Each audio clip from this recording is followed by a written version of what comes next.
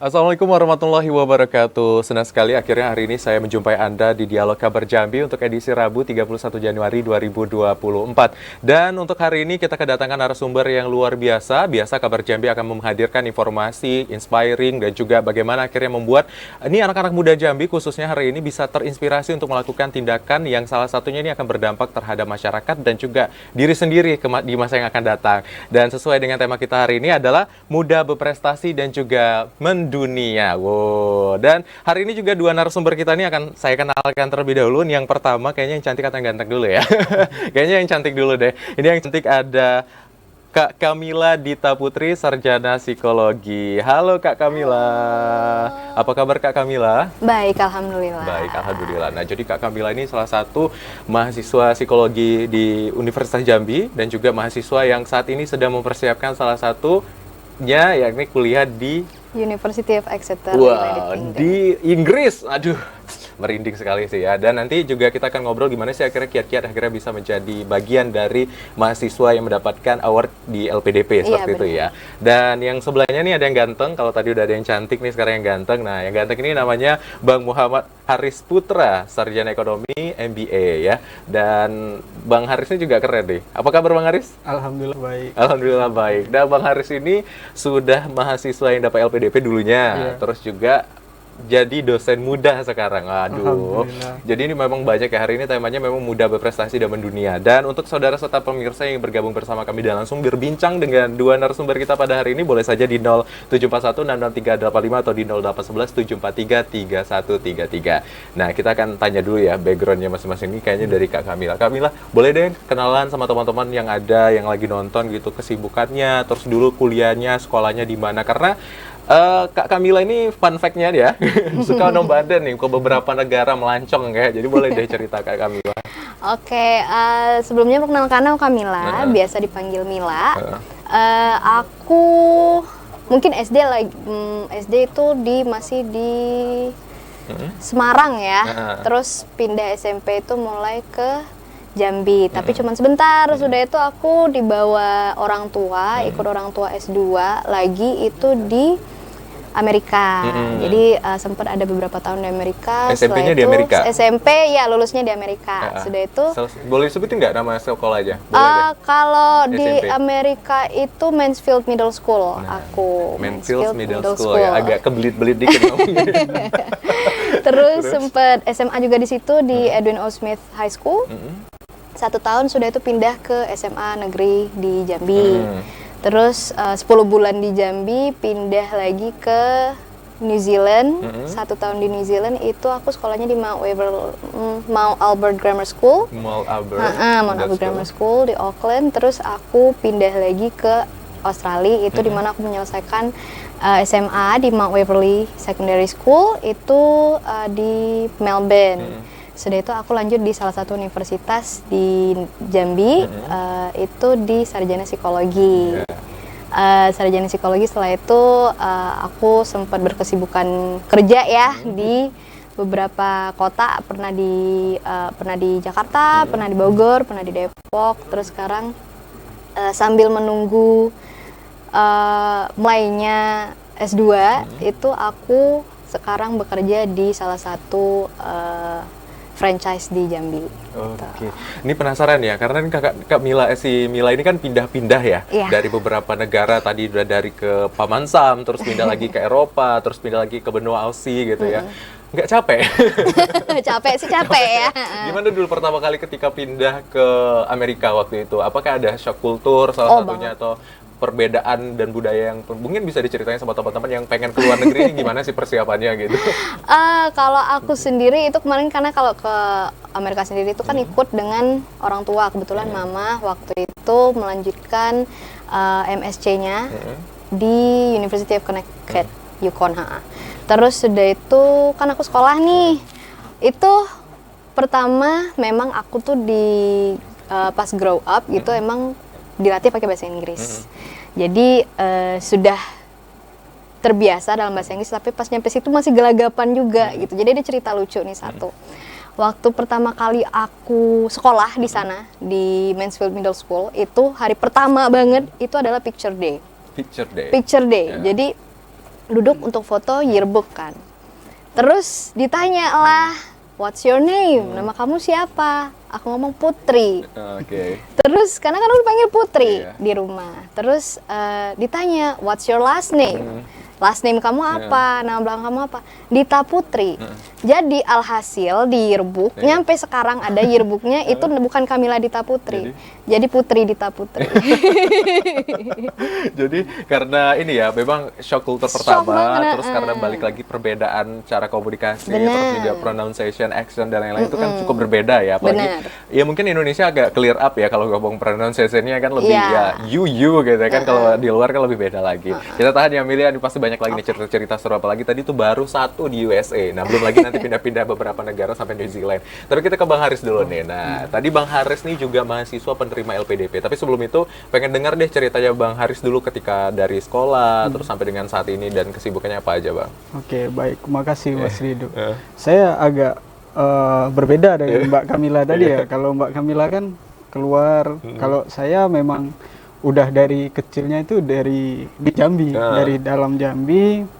Saya di pelosok desa. Kemudian untuk SD mungkin Mbak Kamila tadi di Semarang ya. Semarang. Kalau saya di desanya, nah, nama SD-nya tetap SD negeri kayak gitu. SD negeri di desa. Seingat saya SD 162 Gimana tuh? di Tebo, di Tebo, Muara Tebo, oke, Kecamatan Ibu Ilir. Kemudian melanjutkan masih ke sekolah negeri lagi, SMP negeri di SMP Negeri 22 masih di Tebo juga, Masih di Mas. Tebo, Satu desa. Kemudian untuk SMA itu kalau di Tebo itu per kecamatan, Mas. Jadi setiap kecamatan itu ada satu SMA. Nah, karena kecamatan saya di Rimbo Ilir namanya, jadi saya melanjutkan ke SMA di kecamatan itu. Kemudian dulu saya tidak pernah bermimpi akan bisa melanjutkan kuliah atau sekolah lanjut. Karena dengan kondisi orang tua, kondisi ekonomi orang tua pada saat itu yang tidak mensupport atau tidak mendukung seperti itu. Bahkan sudah menyerah untuk melakukan kegiatan untuk berkuliah lagi. Bahkan orang tua saya, kamu mau jadi apa seperti itu. Kami punya tabungan sekian dan kamu mau kemana? Akhirnya saya nekat. Awalnya saya gagal, Mas, untuk lanjut sekolah S1 itu gagal di jalur yang pertama SNMPTN kala itu, jalur undangan. Terus jalur yang kedua itu namanya SBMPTN. Nah, itu kan memang bersaing dengan tes tertulis. Saya beli semua buku yang mendukung untuk tes seleksi itu dan alhamdulillahnya kala itu puasa ya, lulus. Alhamdulillah lulus di prodi yang manajemen. Di saat zaman saya itu manajemen itu keketatan peminatnya itu sangat luar biasa, Mas. Masih banyak peminatnya. Masih Ya? 20 per 1000 atau 2000 per 10 seperti itu. Nah, itu yang menjadi pertimbangan saya. Saya hobi menantang seperti itu. Alhamdulillah lulus. Di kegiatan kampus saya aktif di berbagai kegiatan organisasi, mulai dari eksekutif mahasiswa seperti BEM, kemudian organisasi di bidang akademisi seperti penulisan karya tulis, itu biasanya namanya riset. Kemudian dengan kegiatan aktif di organisasi itu memberikan saya insight tentang kepemimpinan. Kemudian bagaimana cara kita menanggapi atau berkomunikasi dengan orang lain. Kemudian setelah selesai kuliah, bingung kan? Setelah mulai bingung lagi ya. Bingung setelah selesai kuliah itu saya bingung. Ini mau jadi apa? Tentu sebelum perkuliahan tuh sudah membuat plan A, plan B, plan C, mulai dari mencari kerja hingga ke melanjutkan studi. Tapi ini, Mas, kuncinya dalam hidup itu yang saya pelajari dari diri saya. Setiap ada periode saya selalu berdoa. Gitu. Nah, doa saya ketika saya S1, saya ingin berdoanya cuman gini, ya Allah, lanjutkan hamba bisa sekolah lagi untuk melanjutkan studi. Nah, itu selalu yang berulang selama saya kuliah S1 dan ternyata tidak langsung dikabulkan, tetapi melalui tahapan proses lagi. Nah, itu yang Mas sampaikan tadi tentang LPDP. Waduh, merinding ya dengarnya tadi. Bagaimana proses yang panjang yang memang Mas Haris nih awal-awalnya nggak bermimpi untuk lanjutin kuliah gitu ya. Tadi mungkin sedikit berbeda ya dengan pengalaman dari Kak Mila gitu yang memang sudah berpindah beberapa negara saat itu, tapi memang mimpi yang dimunculkan dari seorang yang memang berasal dari background di kampung seperti itu tadi ya. Wah, itu bikin saya gitu ya. Jadi ini untuk semuanya jangan takut untuk bermimpi seperti ya. Nah, setelah itu kenapa akhirnya bisa memilih LPDP dan melanjutkan lagi seperti itu tadi? Baik, mungkin LPDP ini waktu kuliah saya diundang ke kementerian ke Solo, itu acara temu bidik misi nasional.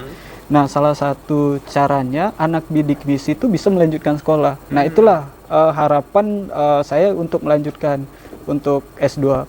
Ternyata bidik misi itu bisa melanjutkan kuliah itu melalui jalur LPDP, namanya afirmasi, Mas Rido. Jadi saya searching lah di Google LPDP. Nah, LPDP ini banyak keunggulannya, mulai dari uang segala macam itu banyak. Nah, itu salah satunya. Kemudian karena keterbatasan tadi di sebuah desa, untuk mungkin bahasa Inggris itu sangat minim sekali. Bahkan untuk minat mempelajari bahasa Inggris itu sangat jarang, jauh gitu. Nah, tapi melalui jalur LPDP, tapi afirmasi bidik misi, itu kami diberikan kesempatan, kalau yang tupelnya sangat rendah sekali itu diberikan kesempatan untuk bisa les atau kursus selama 6 bulan, seperti itu Mas. Nah, itu alasan saya kenapa ngambil LPDP, karena tadi belajar dari kondisi. Kalau untuk dari pengalaman teman-teman atau senior, itu tidak ada yang mau bercerita tentang LPDP. Artinya di zaman saya dulu, pas di saat saya tes, saya jarang menemui yang anak dari universitas di kampus saya itu melakukan tes di LPDP seperti itu. Jadi informasi itu masih sangat sedikit. Nah, tapi setelah saya lulus, saya selalu mengkomunikasikan ke teman-teman atau rekan-rekan yang di prodi saya untuk melanjutkan sekolah. Jangan sampai keterbatasan ekonomi kita tidak bisa melanjutkan ke jenjang berikutnya, seperti itu. Benar sekali ya. Jadi kalau sekarang tuh ada istilah tidak ada yang tidak mungkin seperti itu. Tadi doanya, kita nggak tahu doa mana yang menembus langit, itu salah satu. Terus juga salah satunya sekarang udah banyak kesempatan nih ketika teman-teman ingin mengambil beasiswa itu sudah lebih mudah seperti itu ya. Walaupun memang ekonomi itu bukan menjadi penghalang sebenarnya saat ini, tinggal kemauan aja atau enggak gitu ya. Keren-keren ya hari ini ya. Tadi sudah cerita. Terus ketika Mas Aris ngobrol, kan ada tayangan-tayangan VT juga yang start ya. Itu proses yang panjang. Ada beberapa publikasi juga saya lihat ya dan lain-lain. Nah, nanti kita pengen tanya nih publikasinya seperti apa sih menyusunnya dan apakah kredit publikasinya akan mempengaruhi seperti itu. Nah, tapi kita ke Kak Mila lagi. Kak Mil, tadi kan sudah cerita nih di USA dan lain-lain seperti itu. Apakah memang dulu dapat beasiswa atau di luar dari mengikuti orang tua, atau ada beasiswa nggak yang pernah dapat di luar negeri? Kalau kebetulan sih baru LPDP ini ya, karena waktu itu kebetulan mama itu lanjut S2-nya 2 kali. Jadi S2 itu lanjut di Amerika tadi, terus S3-nya di New Zealand sama di Australia gitu. Nah, maka dari itu kan mama pakai beasiswa lain tuh. Aku pun juga dari S1, dari awal S1 tuh pengen juga gitu, kayak I wanna do this gitu. I wanna do S2 lagi, lanjut sekolah lagi memakai beasiswa. Tapi kalau bener bener kata abangnya tadi, nggak mudah sih beasiswa itu, butuh perjuangan dan timeline yang panjang gitu. Jadi aku juga nggak sekali langsung dapet gitu. LPDP aku udah coba sekali sebelumnya juga, terus juga aku juga pernah coba Chevening juga nggak lulus, AS juga nggak lulus. Waktu itu juga waktu S1 itu ada juga yang pertukaran ke Amerika itu juga nggak lulus. Sebelum itu juga aku pernah ikut pertukaran pemuda tapi juga nggak lulus gitu. Jadi jatuh bangkit gitu loh. Masalah bahasa juga gitu, harus les lagi supaya dapet universitas impian gitu. Untuk universitas juga masukin apply-nya juga banyak gitu. Harus IELTS yang cukup, TOEFL yang cukup, requirements yang cukup, IPK cukup, personal statement juga yang bagus, letter of recommendation dari dosen ataupun tokoh masyarakat lainnya juga diperlukan. Jadi memang butuh perjuangan yang panjang, Mas ya. Betul juga tadi kata abangnya, untuk belajar segala macam, untuk LPDP, untuk beasiswa itu juga semuanya dipegang. Mau semua buku, kalau ditanya kamu belajar apa kok bisa nyampe dapet LPDP, semuanya aku belajarin. Ya, tapi ini menarik ya, ketika kita melihat beberapa VT dari Mila nih yang dimunculkan. Tadi ada beberapa yang dari Smith O yang masih lucu banget gitu loh, kelihatan. Aduh, kamu gemoy banget ya waktu itu ya, lucu masih gitu. SMA. Karena memang masih pakai kacamata, terus juga dengan memang belum berhijab seperti sekarang ya, dan juga masih ceria-ceria banget ya waktu itu ya. Tapi juga saya melihat ada beberapa prestasi yang dihadirkan di sana ya. Tadi saya lihat ada pakai selempang, terus ada selempang juga. Tadi Mas Haris juga banyak. Tapi kita akan tahan dulu nih. Pasti pemirsa udah penasaran seperti apa sih perjalanan karir dua pemuda hebat Indonesia yang satunya sudah melalang buana ke luar negeri dan kabarnya malah Haris ini juga bakal melalang ke luar negeri lagi ya. Usai jeda kami masih akan kembali tetap di Dialog Kabar Jambi.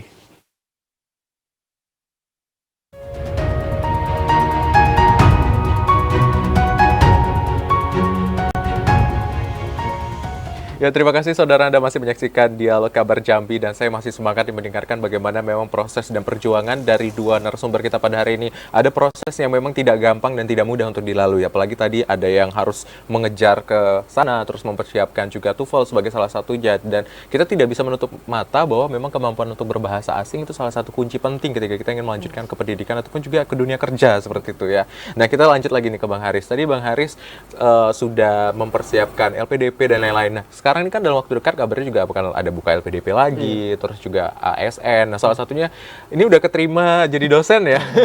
Usianya berapa ya kalau boleh tahu? 26 tahun. 26 tahun sudah jadi dosen muda. Wow. Boleh diceritain nggak prosesnya kemarin gimana dan persiapan apa aja dari LPDP dan akhirnya jadi juga dosen saat ini? Baik, makasih Mas Rido.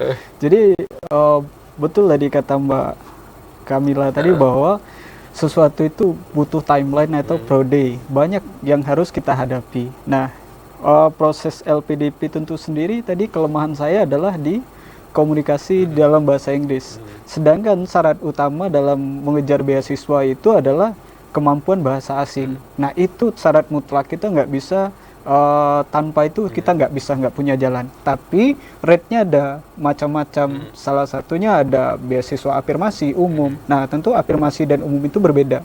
Kalau afirmasi standar bahasa Inggrisnya lebih rendah, tetapi nanti akan diberikan kesempatan untuk mengikuti pelatihan. Tapi kalau umum itu udah dituntut harus tinggi.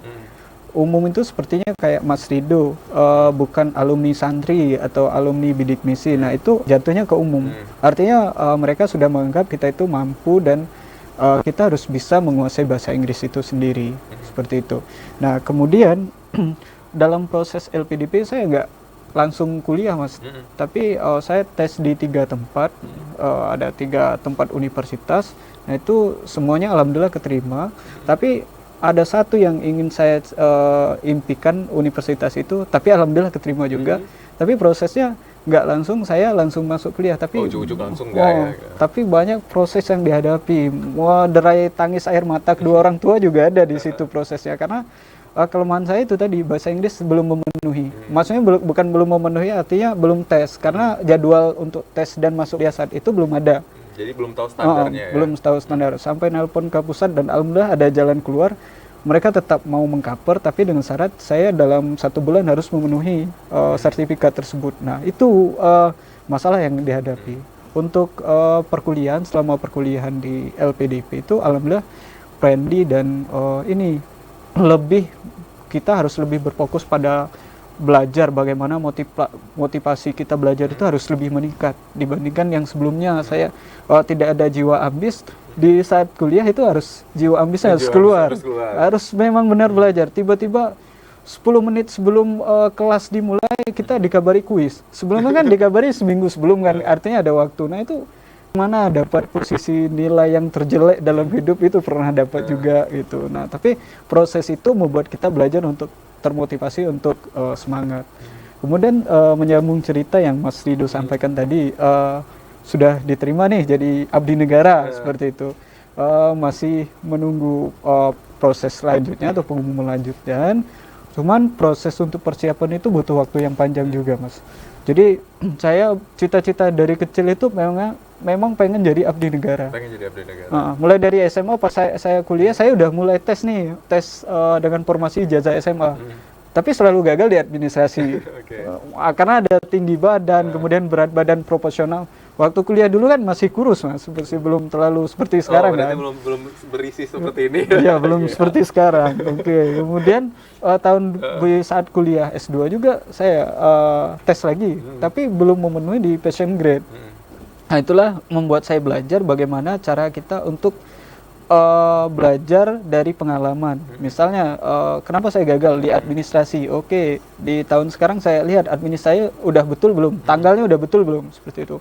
Kemudian untuk soal itu latihan-latihan yang saya lihat di YouTube itu berbeda dengan saya tes-tes sebelumnya, Mas. Itulah yang membuat saya mencoba metode sendiri, mencari materinya apa, terus saya buat soal sendiri seperti itu.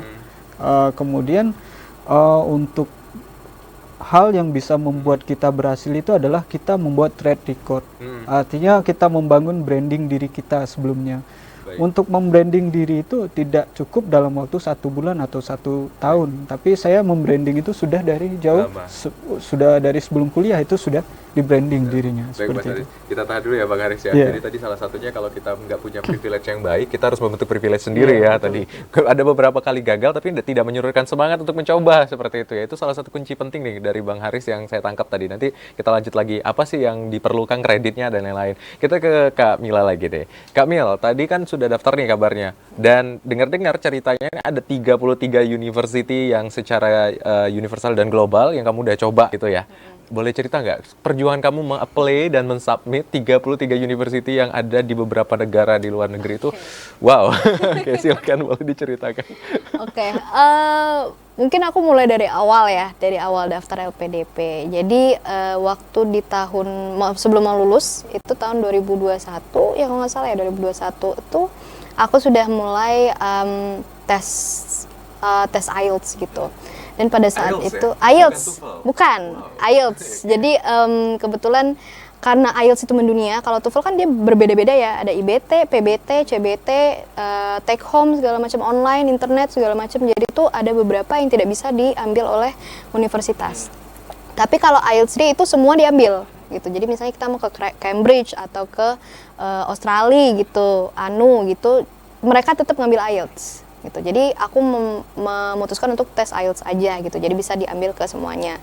Di dalam negeri pun bisa pakai IELTS gitu. Jadi menurut aku lebih menduniai. Pada saat itu kebetulan untuk passing grade untuk ke luar negeri itu, untuk masuk di prodi yang aku inginkan yaitu clinical psychology, itu membutuhkan IELTS minimal 7 with no band less than 7. Jadi nggak boleh ada yang 6,5.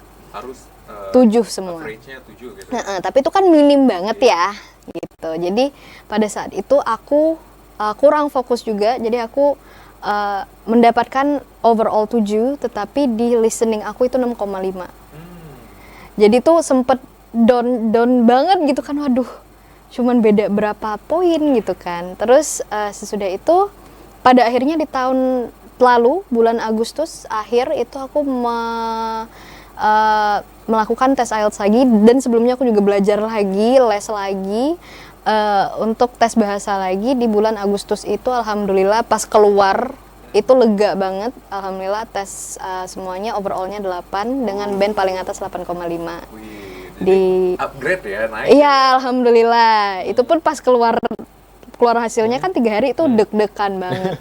Karena takut wah ini 7 lagi gitu. Terus selanjutnya setelah itu aku nyambil juga itu buat statement of purpose, terus juga minta letter of recommendation. Benar kata Abang tadi, harus ada timeline yang diikutin gitu. Jadi misalnya kita membuat timeline selama 1 tahun.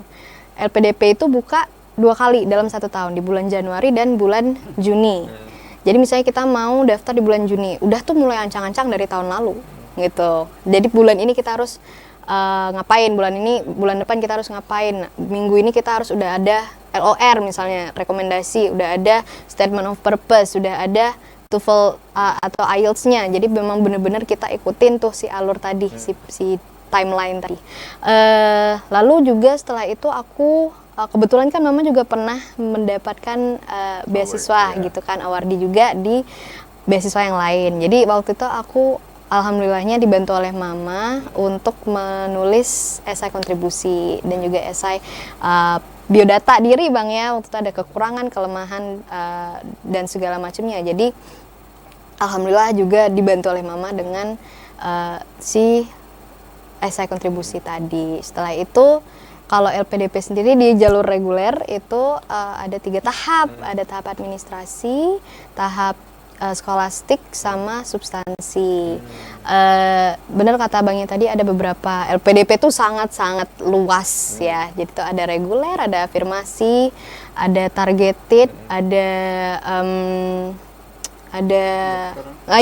dokter spesialis. Jadi tuh ada banyak lagi, dan sekarang malah tambah lagi bang ya yang langsung dengan universitas luar gitu. Jadi lebih luas lagi ya. jadi tuh memang benar-benar LPDP tuh merangkul semuanya yang punya mimpi dan mau untuk mewujudkannya gitu. Yang 33 universitas Oh iya, itu di mana aja, boleh diceritakan Itu ya? Mungkin ada di USA mungkin sekitar 10, 15 Iya. gitu. Jadi ceritanya itu aku kan pertama apply di 6 universitas di Australia sama di New Zealand. 6-6-nya rejected. Oke. 6-6-nya rejected semua. Langsung itu, padahal mereka bukanya setahun sekali. Jadi memang kompetitif banget kalau di sana. Jadi yang diterima itu cuma 1 seluruh dunia. Cuma 1 seluruh dunia. Jadi gagal di situ. 6 nih sudah. Terus dari situ aku mulai, waduh mau kemana lagi nih? Mau kemana lagi? Jadi list LPDP itu aku liatin satu-satu universitasnya yang ada clinical psikologi ataupun psikologi master, MSc psikologi. Semuanya aku apply. Jadi semua dari universitas-universitas yang ada clinical psikologi ataupun MSc psikologi aku apply semua. Ada di Inggris, ada di Swedia, ada di Belanda, ada di Irlandia, ada di Amerika, Kanada, Australia, New Zealand, terus di mana lagi ya? Kalau nggak salah itu aja, itu totalnya 33. Dan dari 33 itu baru dapet LOA-nya 1. Baru dapat LOA LOA-nya di 1, Inggris. Exeter, di Inggris. Dan milihnya banyak di negara-negara Eropa ya, di Asia enggak ya berarti ya? Di Asia enggak. Di Asia enggak. Memang mainnya jauh-jauh ya, nggak mau yang main di tetangga ya.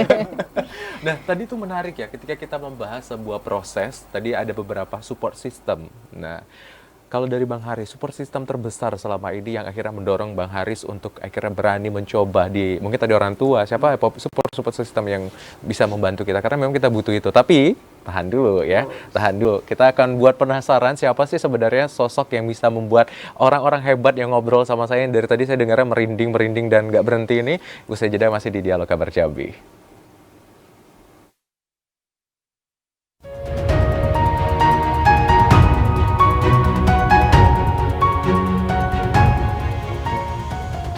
Terima kasih saudara, Anda masih menyaksikan Dialog Kabar Jambi, dan membahas kita masih berlanjut terkait dengan muda mendunia dan juga berprestasi pada hari ini. Dan tadi kita sudah dengar ya bagaimana proses yang sudah dilalui, bagaimana membuat personal statement juga, itu salah satu poin penting. Tapi memang perlu digarisbawahi, kemampuan komunikasi berbahasa asing itu juga salah satu penilaian ya. Mungkin nanti kalau mau cerita-cerita lebih lanjut ke situ banyak sih sebenarnya ya, hal-hal poinnya. Tapi penasaran kita ya, gimana seseorang ini akhirnya bisa mencapai reach yang tinggi gitu. Siapa sih support system terbesar dalam hidup? Nah, ini ke Bang Haris dulu nih.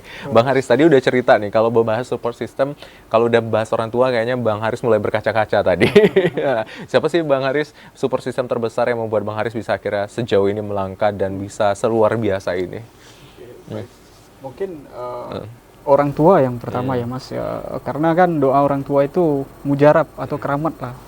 Orang tua yang selalu mensupport, mereka membiarkan saya memilih jalan hidup saya sendiri seperti itu. Kamu jadi apa terserah, kami mensupport kamu melalui doa. Apapun yang kamu inginkan silahkan disampaikan. Kemudian yang kedua, itu saya punya orang tua lah ibaratnya dalam di saat masa kuliah saya, yang selalu mensupport saya, yang selalu mengejek saya atau yang selalu memotivasi. Kamu jangan sampai kamu kembali ke tempat kamu dulu kalau kamu tidak punya bawa apa-apa, seperti itu. Artinya apa? Artinya kamu harus melanjutkan ke jenjang yang lebih tinggi. Dan itulah sampai saat ini saya masih bersama beliau, dan saya masih hormat dan masih mau menggali apa yang beliau punya, seperti itu. Siapa tuh kalau boleh tahu? Mungkin Mas Rido juga tahu beliau. Mungkin saat ini pembimbing Mas Rido. Ada dibahas ya pembimbingnya di sini. Halo. Jabatan beliau ini saat ini mungkin Sekretaris Prodi di Magister Manajemen Universitas Negeri di Jambi, seperti itu. Beliau yang mensupport saya, mulai dari saya nggak punya ongkos, beliau kasih, tapi ya saya harus mengajarkan saya untuk mendapatkan sesuatu itu tidak mudah. Artinya kalau saya pengen dibantu, artinya kamu harus melakukan sesuatu terlebih dahulu. Nah itu beliau mengajarkan ke saya seperti itu. Misalnya saya, Bu, saya belum punya uang untuk tes bahasa Inggris. Nah beliau mensupport, tapi dengan catatan kamu harus bantu ibu dulu deh seperti ini kalau jadi akademisi seperti itu. Nah di satu sisi dikasih ilmu yang dikasih luar biasa. ilmu yang luar Boleh biasa. sebutin namanya nggak? Oh ya, mungkin Bu Dr. Fitriati, beliau membantu saya sampai saat ini. Beliau masih sangat membantu saya, mulai dari kehidupan pribadi pun mungkin masih selalu seperti orang tua yang bukan mengandung, tapi orang tua yang selalu ada untuk saat ini. Iya, saya melihat itu sih sebenarnya. Kemarin luar biasa ya, begitu perhatian beliau sama Bang Haris ini, sampai hal-hal kecil, mengukur baju dan lain, tuh beliau ikut terlibat seperti itu. Ini luar biasa memang Bu Ria ini untuk membantu kita-kita yang ingin mencapai sesuatu. Memang pecutannya luar biasa ya. Tapi akhirnya bekerja, ini salah satu contoh nyata saksi hidupnya Bang Haris ya. Jadi terima kasih juga sama Bu Ria ya, Bang Haris. Kasih banyak lagi Bu Ria. Mas Ridho. Selain Bu Ria, ada lagi siapa aja, Mas? Mungkin saya mengucapkan juga untuk yang saat ini mendampingi saya untuk kehidupan yang lebih panjang. Itu mantan pacar saya, Mas. Saat ini pacar. Menjadi istri yang lagi ini bertaruh nyawa untuk buah hati kami. Mungkin yang lagi nonton ya, itu saya mengucapkan terima kasih. Beliau yang pokoknya syarat kami harus menikah itu, beliau selalu mengejek saya, kamu harus dapat gelar itu, seperti gelar saya sekarang. Kalau kamu gelarnya sama dengan saya, kebetulan dia S2 juga, saya nggak mau, kata dia. Itu candaannya seperti itu. Dan itu yang mensupport saya setiap malam, bertanya bagaimana proses kuliahnya, sudah sejauh mana, kemudian udah makan, pokoknya perhatian-perhatian kecil seperti itu. Itu support system juga. Support system luar biasa ya di rumah. Aduh sosial sekali ya. Semoga istrinya Mas Haris yang lagi nonton ya selalu memberikan doa yang terbaik pastinya untuk Mas Haris nih sampai hari ini. Keren sih ya. Tadi support systemnya begitu banyak. Memang harus diberikan apa ya, istilahnya cambukan terus-menerus. Kadang kita juga terlena dengan pujian ya, karena harusnya ada revisi seperti itu. Nah, kalau tadi dari Bang Haris, kalau dari Mila nih, gimana? Siapa sih support system terbesarnya? Tadi mungkin ibu salah satunya juga membantu, dan aku yakin banyak banget sih sebenarnya cerita. Boleh sebut nama nggak ini? Boleh dong. Oke, kalau yang pertama yang paling besar ya, paling gede itu mama, papa, sama adik. Itu mama dari segi segala macam, itulah mama gitu. Adik juga yang sampai sekarang itu masih mendukung dan masih menyokong aku gitu. Terus almarhum papa juga yang semoga bangga ya melihat aku.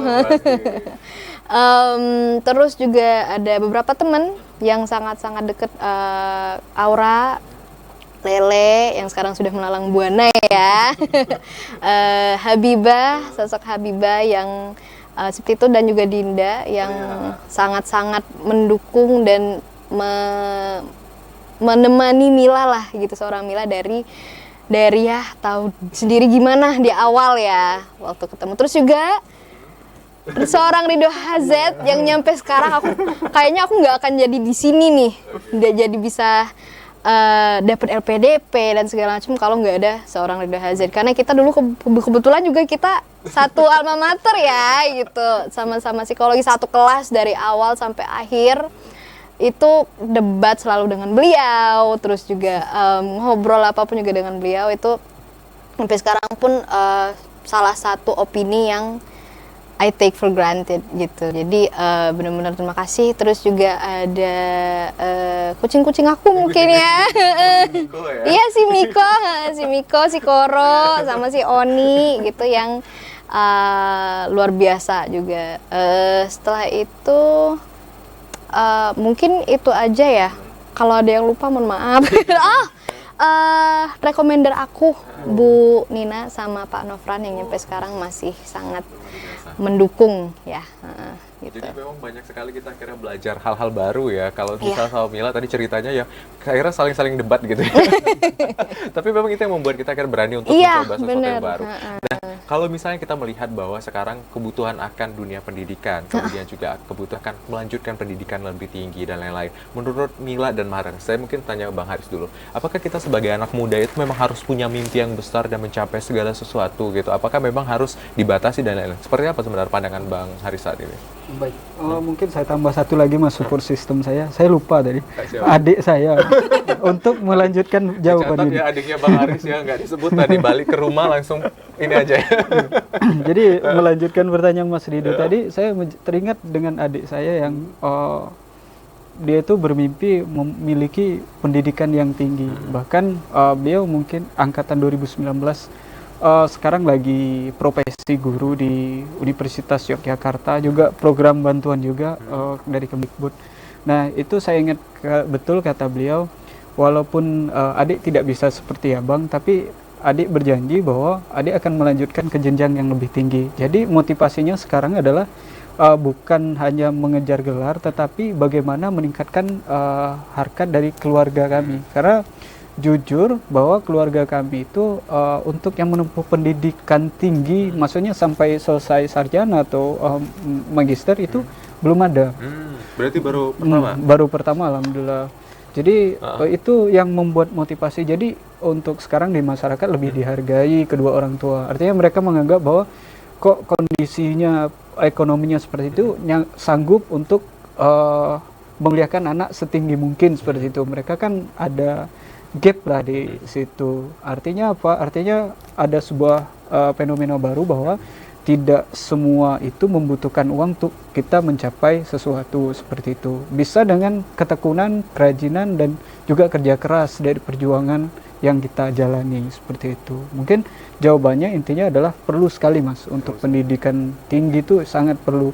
Ya walaupun ada kesan kata-kata lama bahwa untuk apa pendidikan tinggi toh kembali lagi ke dapur. Kalau untuk cewek itu namanya ini ya kelas kayak bentuk sosial yang tidak tertulis dan tidak tercatat tapi dijalani seperti itu ya. Betul. Sering muncul lagi. Kemudian kalau kami yang dari desa pasti balik dusun terus bertani lagi seperti itu. Nah itu pendidikan itu tidak semerta-merta seperti itu, tapi kita mempunyai mindset baru untuk kita berpikir ke depan, visioner untuk mencari atau mengejar sesuatu yang lebih dari yang kita miliki saat ini. Nah itulah tujuan dari pendidikan. Kalau pendidikan kita hanya berpikir kamu akan kerja apa, itu salah. Pendidikan itu membuat kita untuk bisa membekali diri kita untuk beradaptasi ke depannya. Seperti itu yang saya pelajari mas. Berarti aksesnya banyak gitu ya, aksesnya kalau bisa pendidikan naik, terus juga salah satu tadi poin penting ya, kalau kamu ingin meningkatkan harkat dan martabat dan lain-lain, terus juga ingin membanggakan orang tua atau lingkungan melalui pendidikan, salah satu jalan yang paling kuat seperti itu ya. Wah keren sekali, merinding lagi saya. Intinya hari ini apa ya, memang merinding ya. Kalau Mila nih, menurut Mila penting nggak sih ketika anak muda itu harus memang menaruh mimpi dan pendidikan begitu tinggi seperti itu Mil? Sangat penting, sangat penting. Karena menurut data sendiri itu mayoritas warga Indonesia itu hanya lulusan SMP. Sementara untuk lulusan SMA pun itu masih segelintir. Apalagi S1 dan juga S2. Apalagi S3 gitu tuh sangat-sangat masih 0 sekian persen untuk di Indonesia sendiri. Nah disitulah hadirnya LPDP untuk menaungi teman-teman yang punya mimpi. Dan juga tadi pertanyaan juga mimpi, apakah mimpi yang besar harus besar dan segala macam.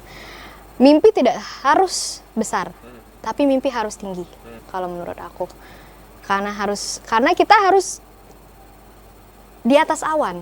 Di atas awan pasti masih akan ada awan pasti berlayer. And it's okay to shoot for the stars gitu. Jadi jangan hanya bermimpi, oh gue nanti mau jadi kaya. Gimana cara kita mau jadi kaya itu? Kita harus pintar, kita harus memiliki wawasan, kita harus memiliki open minded, kita harus memiliki pendidikan. Nah itu tadi balik lagi ke minimnya pendidikan di Indonesia gitu. Terutama di Indonesia itu yang aku bilang tadi cuman batas SMP. Betul tadi melanjutkan yang apa Abang bilang tadi, seorang wanita ya terutama itu ketika aku keluar muncul kalau aku mau melanjutkan untuk S2 lagi apalagi di luar, itu otomatis banyak banget yang ngomong, yang nge-DM aku pakai fake akun ya, itu ngomong ngapain? Ntar ujung-ujungnya jadi ibu rumah tangga juga. Ngapain sekolah tinggi-tinggi nanti nggak ada yang mau. Kayak okay, I wanna do it. Kenapa? Karena aku punya mimpi. Mimpi aku adalah untuk membantu teman-teman secara mental health gitu, secara psikologis, yaitu membuka bidang psikologi di sini, praktek psikolog klinis dan segala macam. Karena di Jambi sendiri juga masih termasuk minim ya. Di Indonesia sendiri itu juga menurut WHO itu harusnya 1:30.000 untuk satu psikolog itu memegang 30.000 orang. Tetapi kalau di Indonesia sendiri itu masih 1:125.000. Masih sangat-sangat gap yang jauh gitu. Jadi sekedar dari mimpi kecil aja gitu untuk membantu satu orang supaya memiliki kehidupan yang layak nantinya gitu, itu udah termasuk yang diperlukan Indonesia. Apalagi membahas pendidikan tadi, kita itu di Indonesia menginginkan menjadi Indonesia Emas 2045. Untuk menjadi Indonesia Emas 2045 kita membutuhkan SDM yang sangat luar biasa. Untuk mendapatkan SDM yang luar biasa tadi, kita harus menyekolahkan mereka. Percuma kalau misalnya bibit-bibitnya udah bagus tapi kita tidak siram, kita tidak kasih peluang gitu. Jadi di situ balik lagi ke LPDP, mereka menyiram bibit-bibit yang sudah ada gitu. Jadi untuk di Indonesia sendiri itu sangat-sangat penting pendidikannya. Sangat-sangat Jadi penting. memang kalau klise sebenarnya menuju banyak jalan menuju Roma, tapi memang sebenarnya memang banyak gitu kalau misalnya kita mau gitu. Nah, kalau misalnya tadi sudah kita bahas juga, tadi ada Mila juga membahas bagaimana akhirnya kita tidak hanya berdampak terhadap diri tapi juga lingkungan. Nah, sejauh ini apa yang sering dilakukan terhadap lingkungan Bang Haris untuk memotivasi? Tadi saya dengar juga Bang Haris sering memberikan masukan dan lain-lain itu. Itu gimana, Bang? Oh, baik. Mungkin background saya saat ini sebagai akademisi. Nah, salah satu tugas dari akademisi itu untuk dosen itu 3 tridharma namanya. Ada pendidikan atau pengajaran, kemudian penelitian dan pengabdian. Penelitian tentu dengan beberapa publikasi, mungkin tadi sudah ditampilkan picture-nya beberapa buku, kemudian artikel yang telah ditulis berdasarkan fenomena atau masalah-masalah yang sedang dihadapi oleh masyarakat. Kemudian pendidikan ya tentu mengajar di kelas, kemudian pengabdian. Nah, sering pengabdian itu kami terjun ke pelosok-pelosok desa untuk mengetahui masalah-masalah yang dihadapi oleh desa dan UMKM di sana. Karena basic saya di manajemen, terus kemudian keahlian juga di bidang strategik, kaitannya juga dengan bagaimana kan kita ada gap nih, Mas Rido. 2020, 2021 hingga saat ini kan masih ada yang namanya dampak dari COVID-19. Artinya banyak UMKM yang terdampak dari COVID itu tadi. Nah, kita turun bagaimana menciptakan sebuah strategi resiliensi atau strategi bertahan, bagaimana UMKM itu untuk dapat tangguh dan beradaptasi.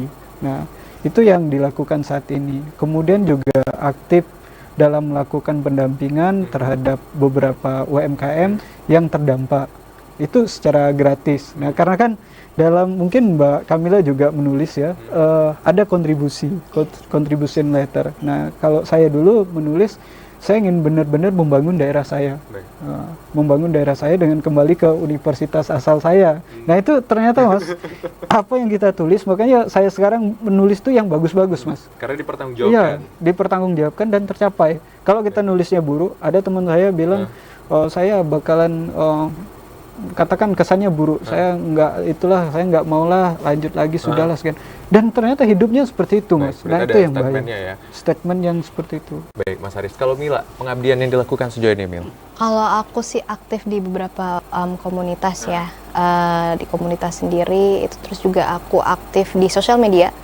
Kalau sekarang ini aku lebih berkecimpung di sosial media ya, untuk menyebarkan virus positif ya gitu, kayak melanjutkan kuliah dan segala macam. Karena ternyata yang dari aku sebarluaskan ya, ternyata masih banyak banget yang insecure Bang untuk daftar LPDP karena minimnya bahasa dan segala macam, padahal itu masih bisa diasah banget. Dan juga banyak sekali mentor-mentor online dan segala macamnya. Nah, aku terlibat di beberapa mentoring juga di online gitu.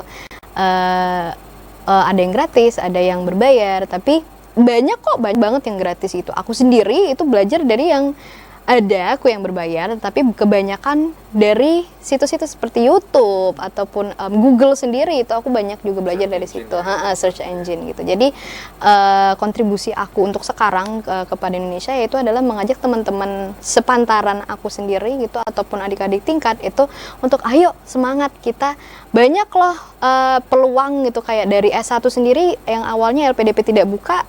Di mulai tahun kemarin atau beberapa tahun yang lalu itu udah mulai ada ISMA, kampus mengajar dan segala macam, itu kan dari LPDP semua, gitu. Jadi ya itu. Baik, jadi banyak ya, tidak hanya memberikan apa ya istilahnya nilai pada diri, tapi juga memberikan nilai pada lingkungan. Duh, banyak nih topik-topik yang harusnya kita bahas lagi. Tapi saya jeda masih akan kembali tetap di Dialog Kabar Jambi.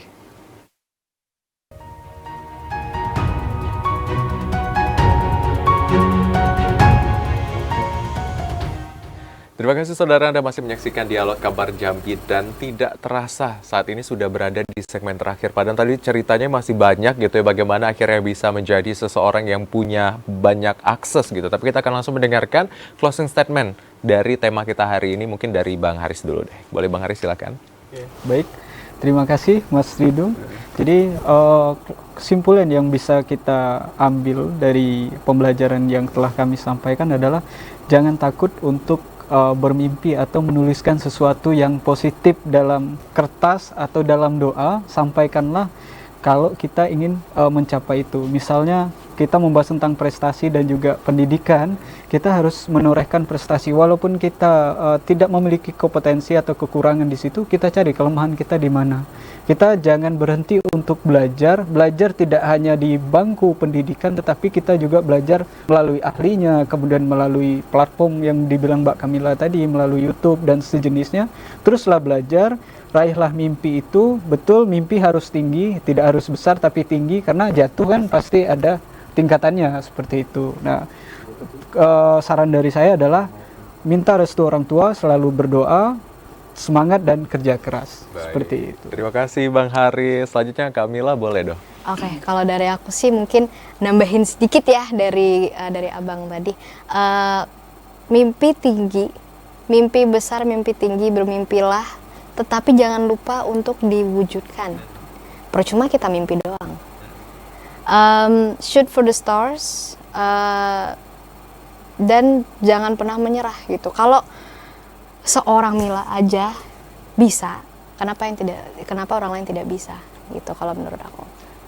Baik, terima kasih banyak Mila dan juga Bang Haris atas waktu yang telah diberikan. Jadi memang pembahasan kita terkait dengan mudah berprestasi dan mendunia pada hari ini, satu penting yang harus kita lihat bahwa menentukan circle itu pertama, kemudian juga memberikan nilai value pada diri dan juga lingkungan, dan jangan takut untuk bermimpi serta meminta restu dan juga berdoa. Karena kita tidak tahu siapa yang akan memberikan nilai-nilai itu dan juga siapa yang akan mewujudkan kita dia kan yang masa akan datang. Saya Azhar Akbar, wakil kerabat kerja yang bertugas, pamit undur diri. Wassalamualaikum warahmatullahi wabarakatuh dan sampai jumpa.